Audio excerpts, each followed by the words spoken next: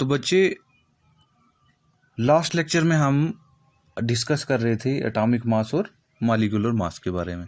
तो मैंने आपको बताया वहाँ पे कि एटॉमिक मास क्या होता है, कि मास ऑफ वन एटम। और मैंने आपको फिर बताया कि पीरियोडिक टेबल में आपने कुछ एलिमेंट्स थे जिनके आपने मास को जो आपने क्लेम करना था। अब क्या है, मैंने आपको बता दिया कि जैसे हमारे पास हाइड्रोजन है, ऑक्सीजन है, नाइट्रोजन है, ये आपके पास क्या है, एटम है। और यहाँ पे अगर हम देख लें, H2 हो गया, O2 हो गया, N2 हो गया, ये मोस्ट इंपॉर्टेंट टॉपिक है, ये आपको याद रखने हैं। H2O हो गया, CH4 हो गया, C6H12O6। तो ये हमारे पास क्या है, एटम्स हैं। तो हमें पता चल गया कि हाइड्रोजन, पीरियोडिक टेबल से, कि हाइड्रोजन का जो मास है वो क्या है, 1 AMU, या आप उसको U लिख सकते हैं, यूनिफाइड मास। ऑक्सीजन का आपने देखा तो क्या है, 16 है, ठीक है। नाइट्रोजन का आपने देखा तो क्या है, 14 पॉइंट कुछ है या 15 है। तो ये आपके पास क्या है, मास ऑफ एटम है, ठीक है।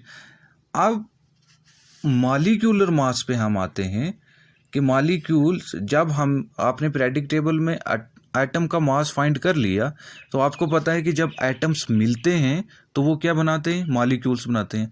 तो हमें मॉलिक्यूल्स का मास जो है वो फाइंड करना है। तो मॉलिक्यूल का मास हमें कहाँ से फाइंड होगा, जब हमें एटम का मास जो है वो पता होगा, क्योंकि एटम्स मिलते हैं तो वो जाके क्या बनाते हैं, मॉलिक्यूल्स बनाते हैं। मान लो 2 एटम मिले हाइड्रोजन के, तो क्या बनाया उसने, एक मॉलिक्यूल बनाया। 2 एटम ऑक्सीजन के मिले, मॉलिक्यूल बनाया। तो ये हमारे पास मॉलिक्यूल्स हैं, ये कंपाउंड्स हैं, लेकिन ये भी किस कैटेगरी में आते हैं, मॉलिक्यूल्स की कैटेगरी में आते हैं, क्योंकि एटम्स ने मिलकर ही इन्हें बनाया हुआ है। तो molecular mass means the total mass of the number of atoms present in a molecules, कि जितने एक मॉलिक्यूल में टोटल एटम प्रेजेंट हैं, उन सभी एटम का जब हम वजन निकालेंगे, मास निकालेंगे, वेट निकालेंगे, तो वो हमारे पास क्या होगा, मॉलिक्यूलर मास होगा। मान लो हम हाइड्रोजन का निकालते हैं। सबसे पहले हम किसका मॉलिक्यूलर मास निकालते हैं, हाइड्रोजन का। तो हाइड्रोजन के अंदर क्या है, 2 हाइड्रोजन है। कितने हैं, 2 हाइड्रोजन है। तो आपने 2 हाइड्रोजन मीन्स 2 एटम है हाइड्रोजन के। तो एक एटम का जो वेट था, मास था, वो कितना था, 1 इंटू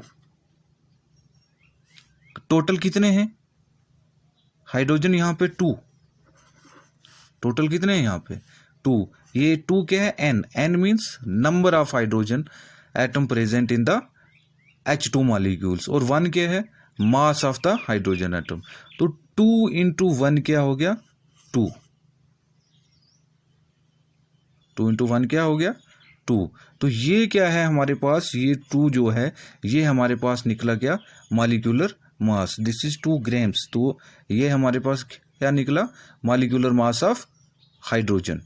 तो आपको मॉलिक्यूल्स का मास तभी निकलेगा जब आपने एटम के मास को क्लेम किया होगा। कुछ एलिमेंट्स मैंने आपको बताए जो कि आपने क्लेम करने थे। मान लो हम ऑक्सीजन पे आ जाते हैं, ठीक है। तो ऑक्सीजन, यहाँ पे ऑक्सीजन कितने हैं, 2 ऑक्सीजन है, 2 ऑक्सीजन है, मतलब कितने एटम है, 2 एटम है। तो एक एटम का मास कितना है, 16।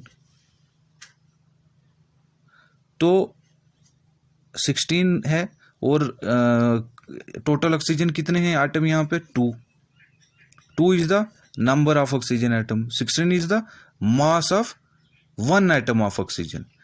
तो टोटल मॉलिक्यूल्स का जो निकलेगा 16 इंटू 2, वो 32 निकलेगा।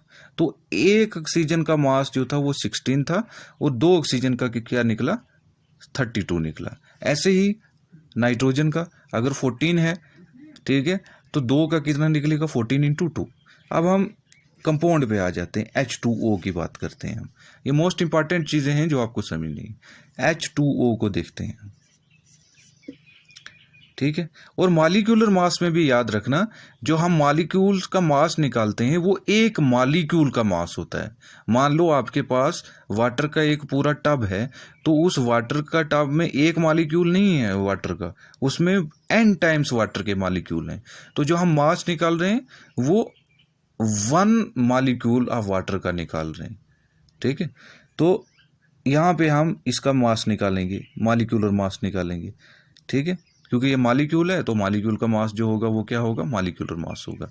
तो शाबाश, ये किस किस से बना हुआ है, देखोगे आप कि यहाँ पे 2 एटम है हाइड्रोजन के और 1 एटम है किसका, ऑक्सीजन का। ये आपको अपने नोटबुक पे नोट डाउन करना है, यहीं से करना है। ठीक है, वीडियो से नोट डाउन करने हैं ये मैथमेटिकली। तो यहाँ पे हाइड्रोजन कितने हैं, हाइड्रोजन